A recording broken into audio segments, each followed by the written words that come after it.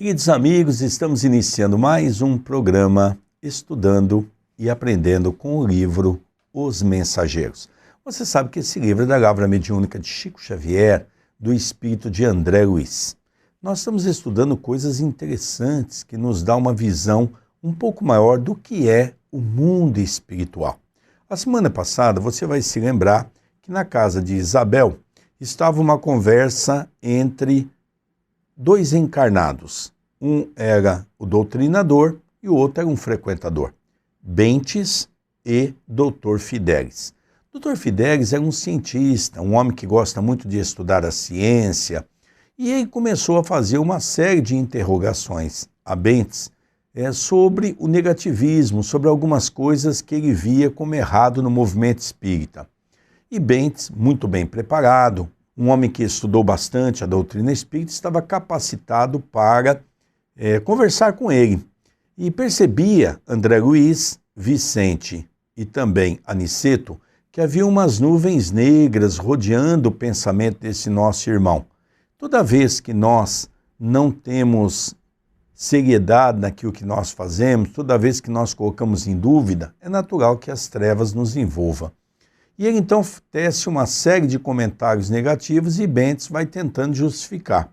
Ele se apega, por exemplo, aos médiuns decaídos, falando desse ou daquele médium que cometeu alguns erros, não é? E Bentes então explica para ele que nós não podemos analisar uma obra pelos erros das pessoas. O médium pode errar, mas não significa que o mundo espiritual, como um todo, ele erra. Então nós vimos uma conversa muito bacana, Bentes dando um grande momento de lucidez a esse homem.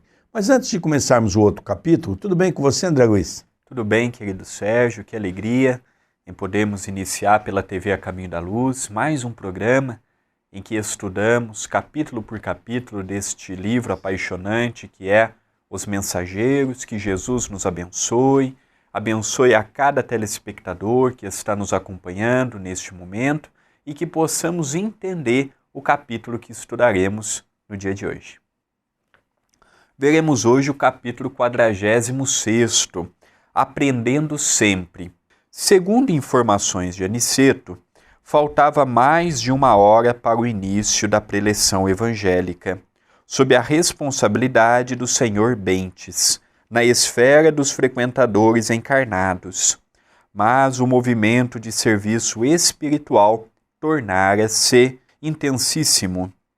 Reuniam-se ali, para olhos humanos, 35 individualidades terrestres, e, no entanto, em nosso círculo, o número de necessitados excedia de 200, porquanto, agora, a Assembleia estava acrescida de muitas entidades que formavam o séquito perturbador da maioria dos aprendizes ali congregados. Para elas, organizou-se uma divisão especial, que me pareceu constituída por elementos de maior vigilância, visto chegarem quase obrigatoriamente acompanhando os que buscavam o socorro espiritual, sem a indicação dos orientadores em serviço nas vias públicas. Interessante a gente notar, e eu gosto muito de nos nossos grupos de estudo falar sobre isso, porque quando nós falamos da fé raciocinada, logicamente ela vai de um parâmetro na qual nós vamos se baseando naquilo que se crê, ou seja, há uma crença íntima que vai permitindo que cada um de nós possamos visualizar esse momento. Eram 35 encarnados que estavam compondo aquele salão. Então aquelas pessoas que ali estavam, os encarnados, olhando para os cantos, olhando para o salão, eles iam perceber que tinha 35 pessoas. Mas André Luiz descreve que o mundo espiritual tinha mais de 200, ou seja, mais de 200.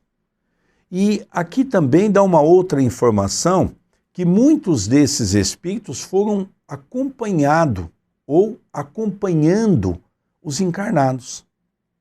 É interessante que nós vamos começando a perceber que dentro desse quadro,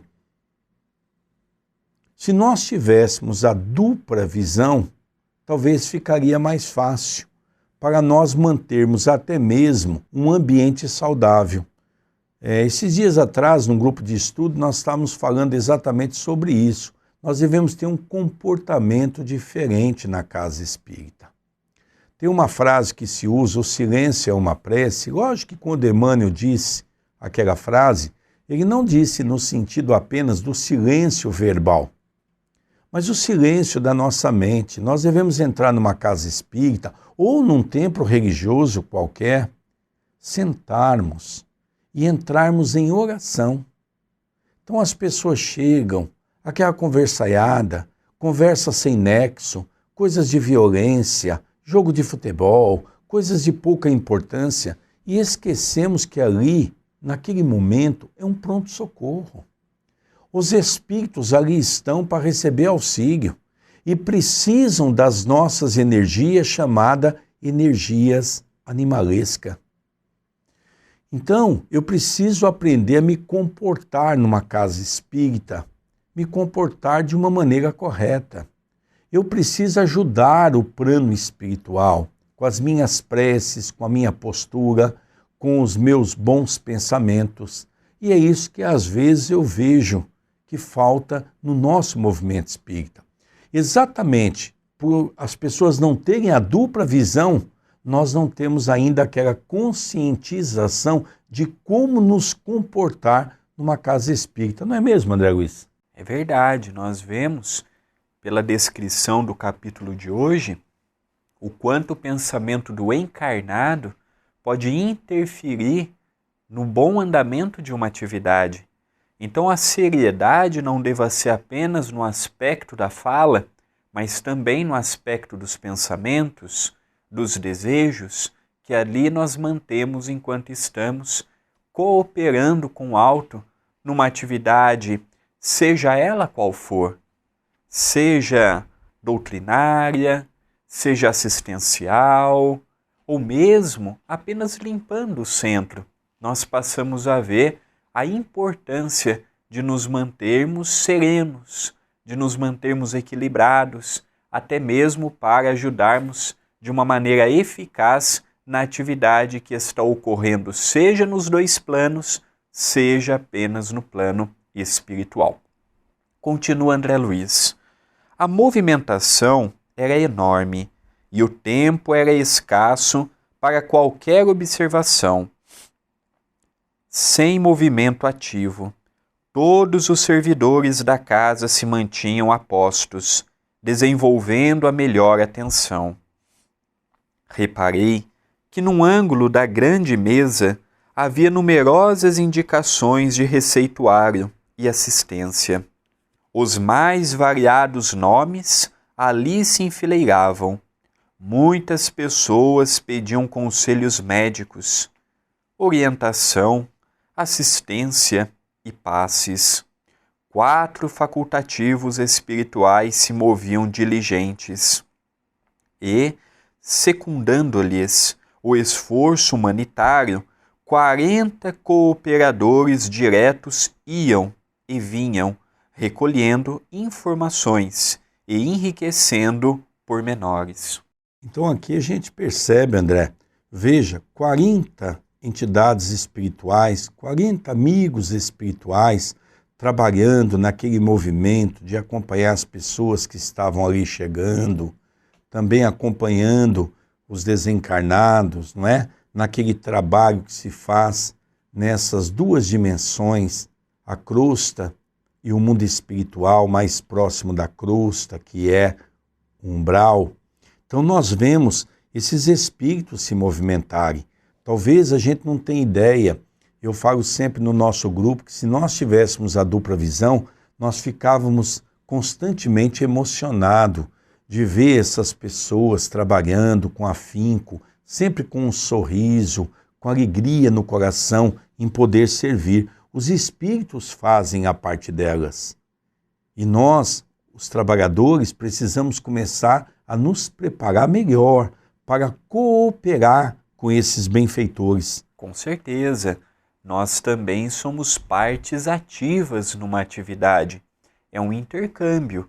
Os espíritos desenvolvem as responsabilidades que lhes são atribuídas e nós, os encarnados, naturalmente temos as nossas atribuições. E é como um time de futebol, é como um jogo coletivo, é como uma vida em sociedade. Se uma das partes está em desequilíbrio, a atividade não vai ter um bom andamento. Por isso que nós não podemos perder a motivação. É muito comum um companheiro que chega, é dedicado, com vontade do trabalho, e aos poucos vai perdendo aquela motivação que tinha no início. Se nós pudéssemos ver os companheiros trabalhando, os companheiros ajudando, nós não perderíamos esta motivação. Nós temos que estar motivados a servir, nós temos que estar motivados ao trabalho. Do contrário, nós sempre vamos dar pouco, limitando a nossa ajuda mediante a um bem muito maior. Continua André Luiz. Aproximamo-nos do grande número de papéis nominados, e enquanto curiosamente buscava examiná-los, Aniceto explicou: temos aqui a indicação das pessoas que se afirmam necessitadas de amparo e socorro imediato. Mas recebem elas tudo quanto pedem? Indagou Vicente curioso. Aqui, André, agora você vai entrar num texto onde Aniceto explica claramente qual é o papel fundamental do plano espiritual e aquilo que os encarnados podem receber. Porque Vicente ficou curioso, mas essas pessoas, diante de tantos papéis que nós estamos vendo na mesa, com certeza alguns médios de psicografia, que são médios receitistas, como nós chamamos, vai estar trabalhando com esse plano espiritual. Será que eles vão receber tudo?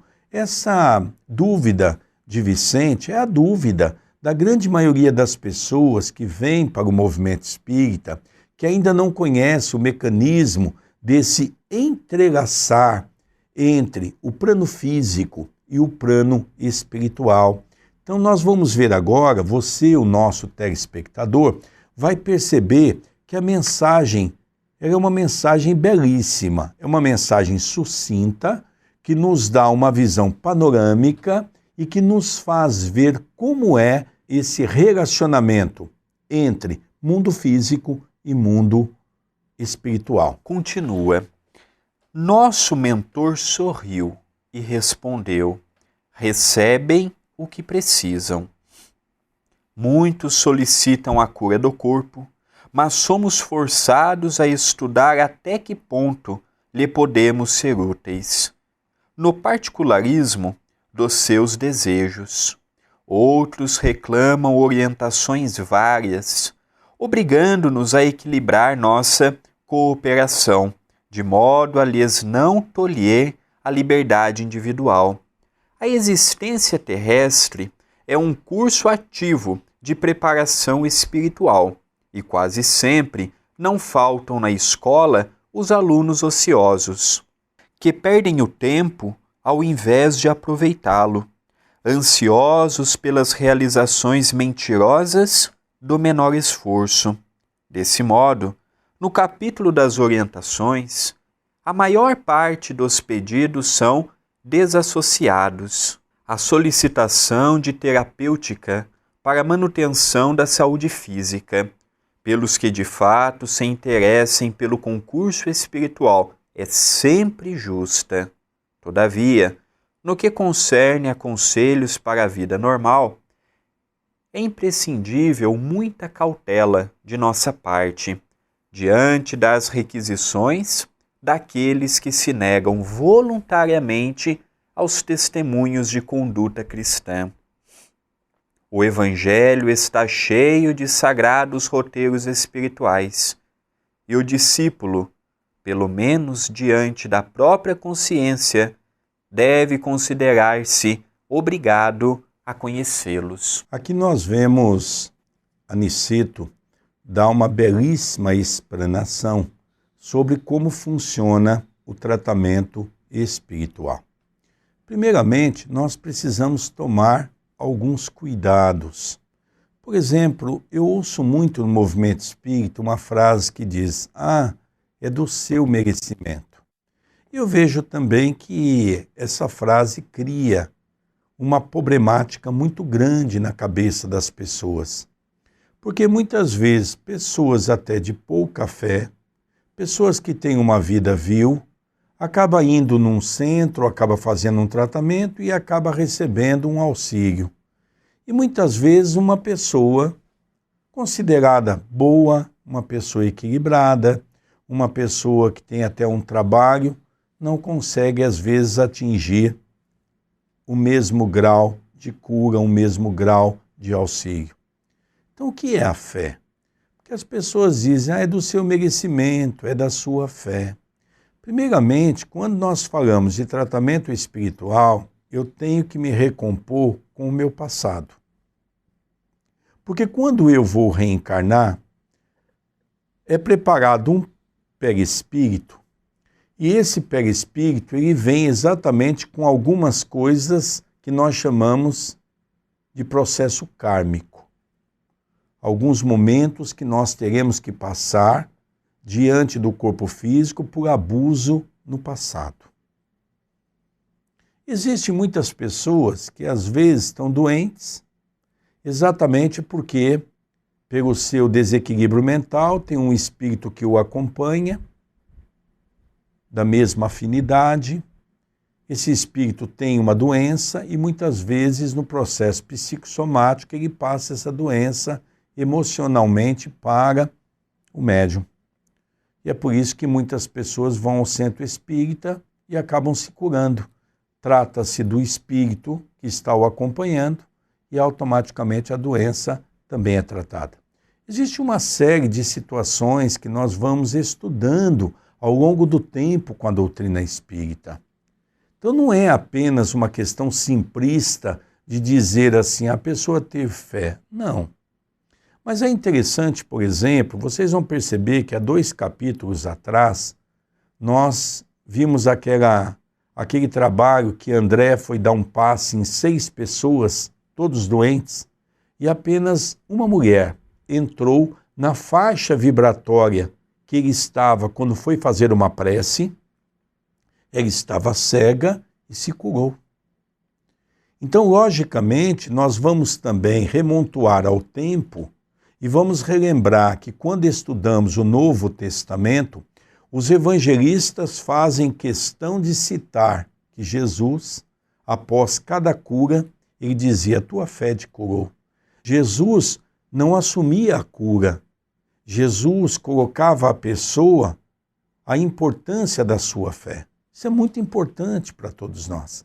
Então, quando nós começamos a nos aprofundar nesses estudos, nós começamos a ver aquilo que Aniceto coloca para André Luiz, para Vicente e também para todos nós.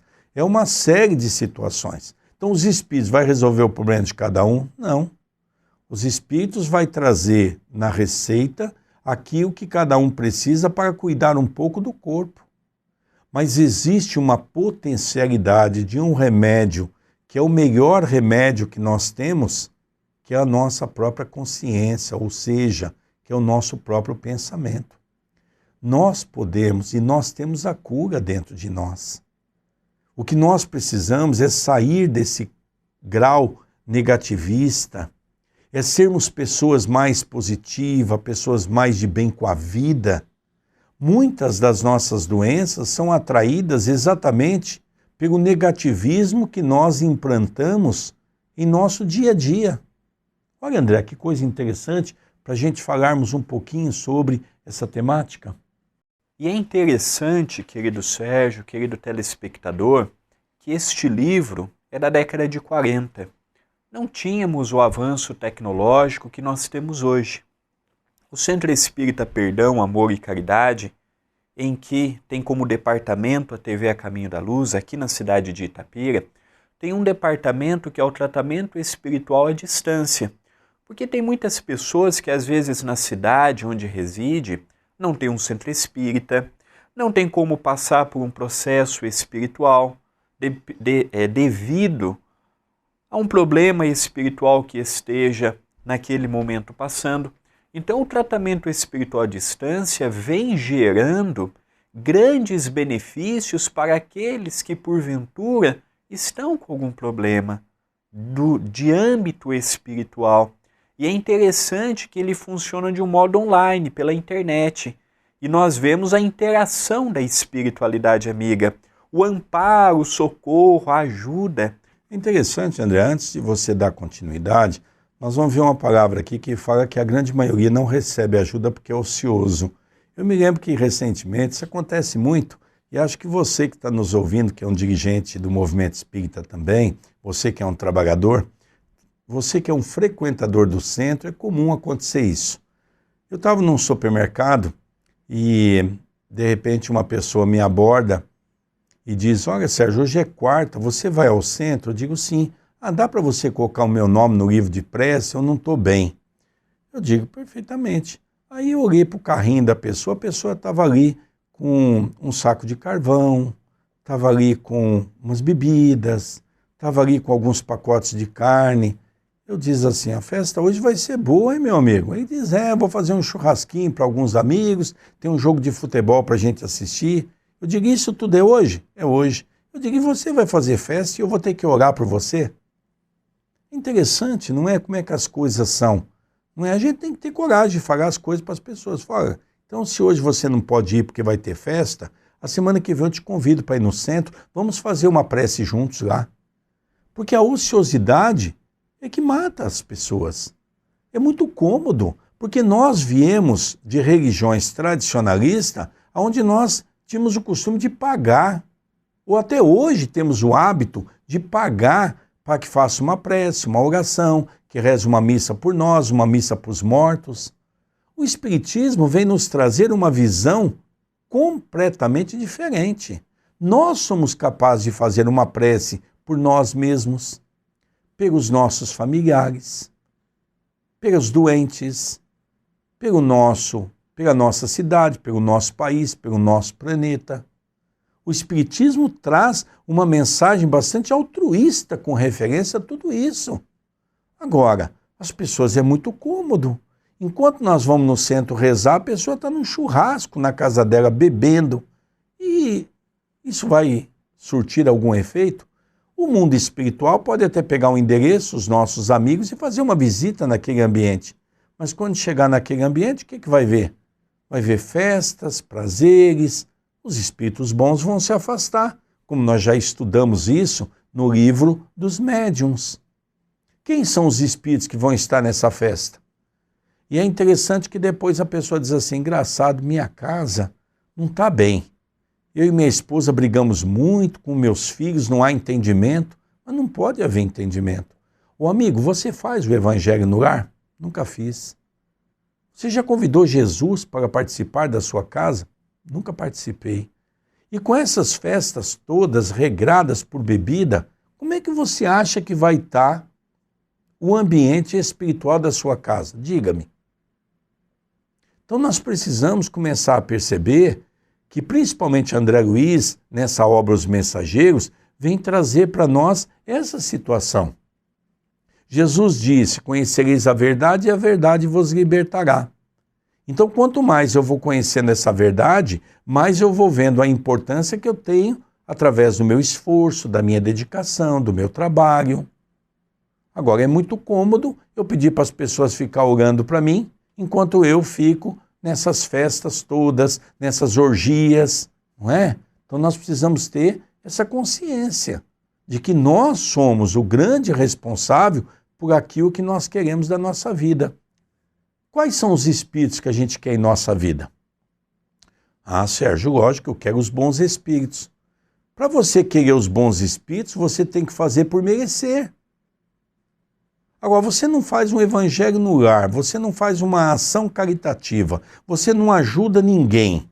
Pelo contrário, na grande maioria das vezes ainda prejudica os outros. Não respeita ninguém na rua que lhe pede um auxílio. Os familiares você não respeita muito. Como é que você quer, ou como é que você imagina que vai ser a sua casa no âmbito espiritual? Isso é muito sério, né, André Luiz? É verdade, nós vamos ver agora o complemento com a continuidade da leitura.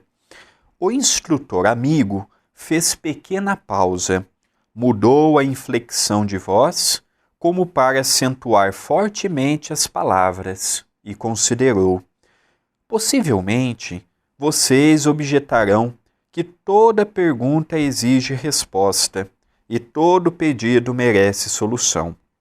Entretanto, nesse caso de esclarecer determinadas solicitações dos companheiros encarnados, devemos recorrer muitas vezes ao silêncio. Como recomendar humildade àqueles que a pregam para os outros? Como ensinar a paciência aos que a aconselham aos semelhantes? E como indicar o bálsamo do trabalho aos que já sabem condenar a ociosidade alheia? Não seria contrassenso ler os regulamentos da vida para os cegos e para os ignorantes é obra meritória, mas repeti-los aos que já se encontram plenamente informados não será menosprezo ao valor do tempo?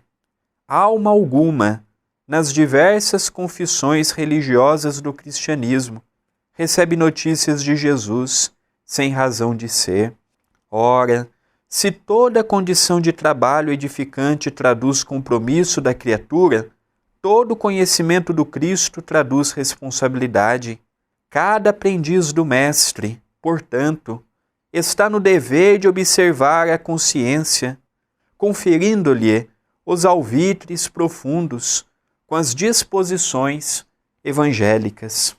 A gente percebe, André, como isso é importante. O André mesmo praticamente nasceu num berço que nós chamamos do berço da doutrina espírita, porque desde quando ele nasceu, os pais já frequentavam, já dirigiam atividades. O André, desde pequeno, sempre me ouviu dizer que quando nós falamos, nós estamos atingindo um público, mas a pessoa que nós estamos atingindo, primeiramente, somos nós. Porque quando eu falo, eu tenho 2 ouvidos. E os meus ouvidos estão mais perto do que qualquer pessoa que está me ouvindo. Então, quando eu falo, eu sou o primeiro a ouvir.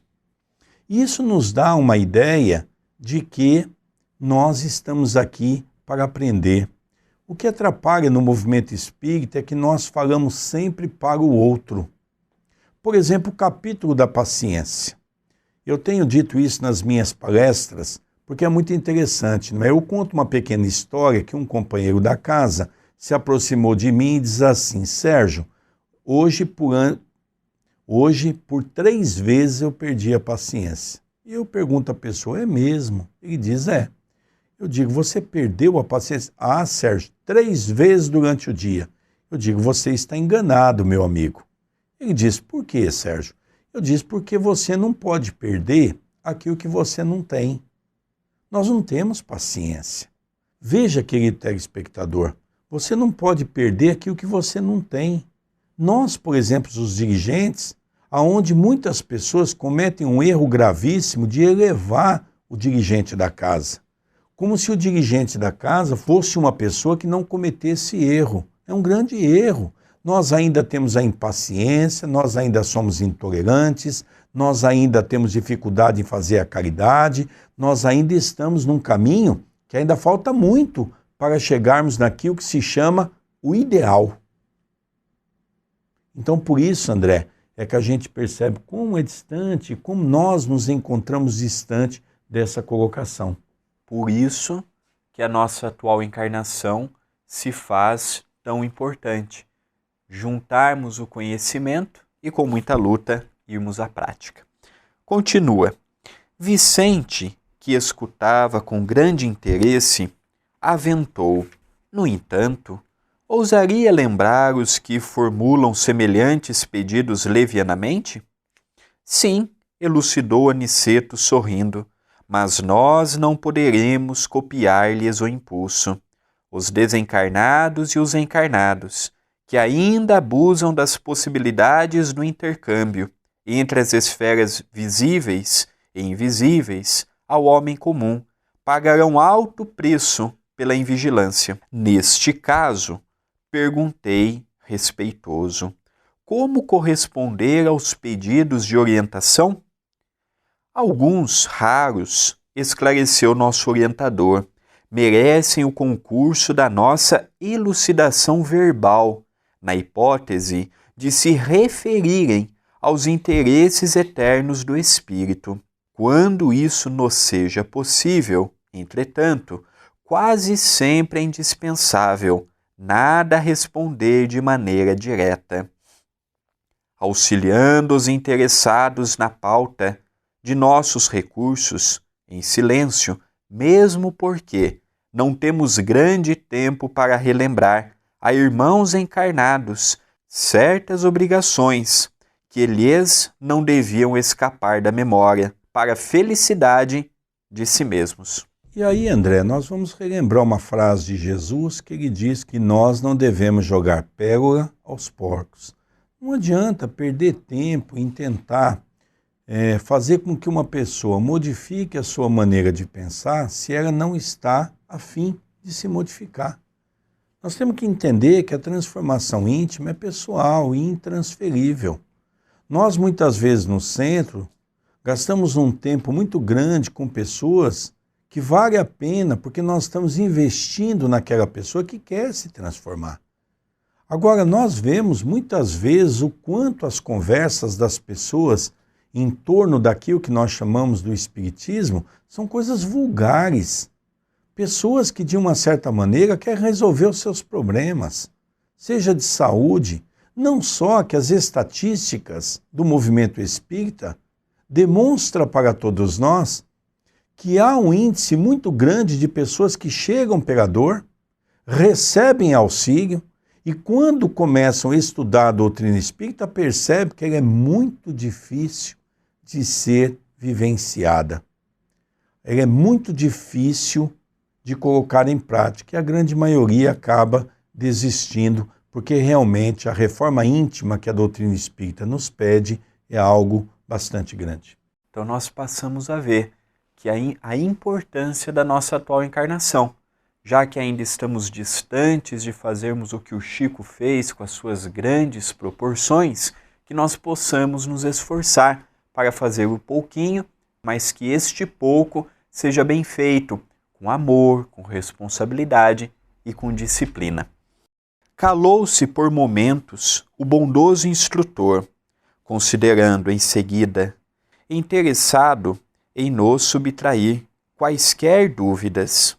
Muitas entidades desencarnadas estimam o fornecimento de palpites para as diversas situações e dificuldades terrestres, mas esses pobres amigos estacionam desastradamente em questões subalternas, incapazes de uma visão mais alta, em face dos horizontes infinitos da vida eterna, convertendo-se em meros escravos de mentalidades inferiores, encarnados na terra.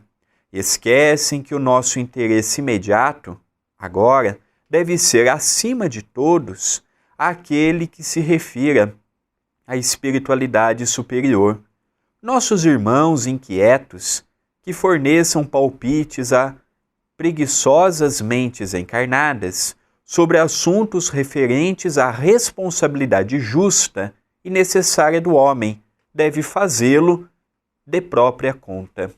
Antes do André terminar agora a leitura, eu acho que aqui, André, vale a pena a gente conversar um pouquinho, porque já estamos partindo para o encerramento do nosso programa, mas vale a pena a gente relembrar um ponto que ele traz aqui, que é um ponto capital. Nós não podemos perder tempo com quem não quer se esclarecer. A grande verdade é essa, o tempo é muito curto. Nós temos que investir nas pessoas na casa espírita. Eu estava lendo isso ontem até, André, na revista de dezembro de 1861, Kardec faz uma coletânea de informações, ele vai buscar, ele vai pensar no livro dos espíritos, no livro dos médiuns, com a sua intelectualidade bastante avançada, ele pensa alguns pontos que ele julga importante e ele coloca como deva ser os centros espírita, e ele coloca como deva ser as pessoas que nós devemos investir. E ali, desde 1861, Kardec já fala que nós não devemos investir naqueles espíritos que querem apenas tratar-se de curiosidade ou de buscar as coisas fáceis, de trabalhar com espíritos muitas vezes ociosos. Então nós vamos dedicar aquelas pessoas que querem buscar coisas sérias, trabalharem com espíritos superiores, que querem ajudar alguém. Isso é interessante, né, André Luiz? É interessante que nós que estamos assistindo e participando do programa de hoje, que nós possamos ter a nítida impressão se nós estamos sendo ou não este companheiro que está apenas envolvido numa atividade, seja pela curiosidade, seja por meras situações que não nos consagram a uma responsabilidade maior. Então, que nós possamos estar cientes do compromisso que nós somos convidados. E lembramos uma vez mais, segundo o que André Luiz nos esclarece através de Aniceto, no capítulo de hoje, espírito sério não perde tempo com o encarnado que não quer nada com nada. O espírito sério, ele também tem muitas atividades no plano espiritual e ele não vai perder tempo com quem está preocupado com quimeras, com quem está preocupado com situações que não nos levarão a lugar algum. Agora nós vamos ver o encerramento e nós vamos perceber o quanto Aniceto dá um ar de seriedade para o trabalho. Continua a leitura. O que acontece então? Perguntou Vicente, curioso. Nosso mentor, contudo, respondeu com outra pergunta. Que acontece ao homem de responsabilidade que se põe a brincar? Nesse instante, um dos clínicos espirituais, aproximando-se, foi gentilmente saudado por Aniceto, que lhe disse, depois de apresentar-nos: disponha da nossa colaboração humilde. Aqui estamos na qualidade de médicos itinerantes, prontos ao concurso ativo. Vem de nosso lar? Indagou o novo companheiro, respeitosamente. Sim, respondeu Aniceto, prestativo. Pois bem, considerou ele, se possível, estimaria receber-lhes o auxílio após a reunião para 2 casos urgentes. Trata-se de uma jovem desencarnada hoje e de um agonizante, meu amigo. Sem dúvida, acentuou nosso orientador solícito. Aguardaremos suas indicações. Aqui nós vamos ver uma coisa interessante, que é uma pergunta que Aniceto, na verdade, não respondeu. Vai responder no capítulo seguinte, porque entrou uma pessoa, não é? O que acontece com uma pessoa que muitas vezes, né, que é a pergunta de Vicente, quando leva as coisas na brincadeira, não é? O que acontece ao homem de responsabilidade que se põe a brincar? E nós vamos ver no capítulo seguinte as responsabilidades daqueles que levam as coisas na brincadeira. No livro A Gênese, Kardec diz que aquele que não conhece a ciência, mas que vai mexer com produtos químicos com as pontas dos dedos, fatalmente vai as queimá-la. Aqueles que não conhecem o plano espiritual e vai brincar, com certeza vai ficar obsedado. Nós vamos encontrar isso no livro A Gênese. Então nós precisamos ter muita atenção, muito cuidado. Nós não podemos brincar com uma coisa que é muito séria, porque com certeza nós vamos ter um resgate doloroso, difícil. Por isso que nós vamos ver no capítulo seguinte, mas entrou um senhor, pediu ajuda para uma moça que havia desencarnado naquele dia e um rapaz que estava agonizante. Mas é interessante, André, que pela primeira vez dá a entender que Aniceto também era médico, não é? E nós não tínhamos essa visão em nenhuma parte do livro. E nessa parte dá a entender que Aniceto também era médico. Interessante isso, a humildade dele, não é? Com certeza, nós vemos que é um espírito num vulto muito grande e que já utiliza o seu tempo para o bem comum. Nós gostaríamos de pedir aos amigos que nos acompanham pelo YouTube, que muitas vezes não se inscreveram ainda no canal do YouTube. Faça já a sua inscrição. Na sua inscrição, você apenas note se está ligado para receber as notificações dos vídeos que nós postamos semanalmente neste canal da TV A Caminho da Luz. Não esqueça, está gostando do programa?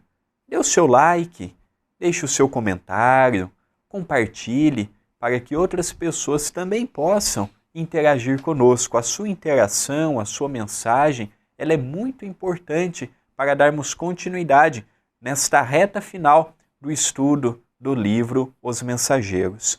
E lembramos também que para mantermos a TV A Caminho da Luz, mantermos o Centro Espírita Perdão, Amor e Caridade, tem naturalmente as suas dificuldades.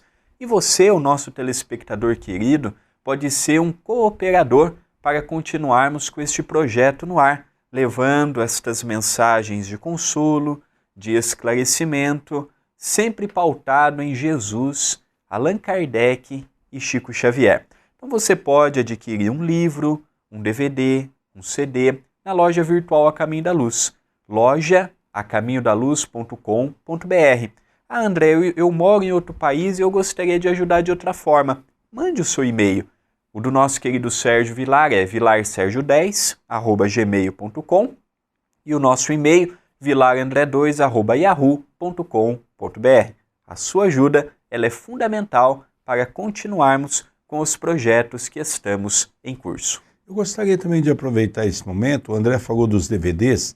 São mais de 150 palestras, não é apenas minha e do André Luiz. Existe aqui um cabedal de espíritas que fizeram palestras e deram a autorização para a TV A Caminho da Luz poder reproduzir esse material. Então nós temos lá, e você vai ver uma série de oradores conhecidos do movimento espírita que estão contribuindo com as suas palestras para auxiliar esse projeto da TV A Caminho da Luz, e eles também, logicamente, têm acesso a essas palestras, que é para ajudar as suas instituições no dia a dia. Relembramos que todos os domingos, às 18 horas, horário de Brasília, realizamos o culto do Evangelho no Lar. De que maneira? Através da minha fanpage. Você ainda não curtiu? Procure por André Luiz Querini Vilar ou já digite o link facebook.com/André Luiz Vilar, um de número, e nós temos a oportunidade todos os domingos, um vídeo ao vivo para os amigos em Portugal em direto, que nós iniciamos através da minha linha do tempo. E você é o nosso convidado. Queridos amigos, que alegria ter você como nosso telespectador. Acabamos mais um capítulo e espero que você gostou desse capítulo. Se você tem alguma dúvida, você quer mandar alguma informação, você quer participar de alguma maneira, inscreva-se no nosso canal e vamos estar conversando sobre isso, tá bom? Nós vamos então encerrando o programa Estudando e Aprendendo com o livro Os Mensageiros.